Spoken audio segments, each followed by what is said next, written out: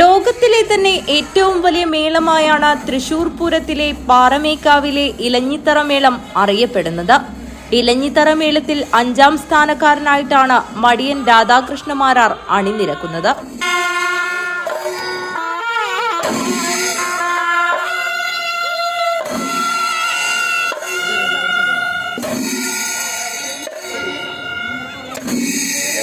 വർഷങ്ങളായി മേളത്തിൽ പിൻനിരയിൽ നിന്നും കൊട്ടിക്കയറിയാണ് മുൻനിരയിൽ ഇടം പിടിക്കാറ് പതിവ്.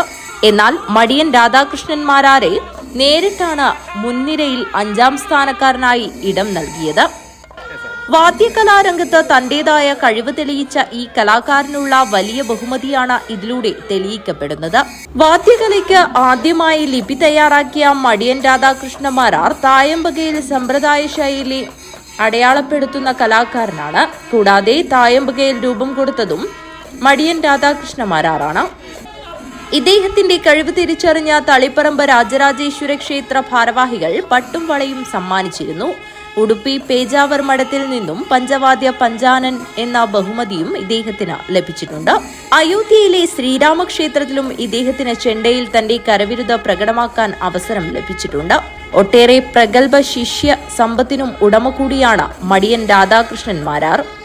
കേരള ക്ഷേത്ര വാദ്യകലാ അക്കാദമിയുടെ മുൻ ഭാരവാഹി കൂടിയാണ് വാദ്യകലയിൽ തിളങ്ങി നിൽക്കുന്ന മടിയൻ രാധാകൃഷ്ണ മാരാർ. News bureau, Kanhangad.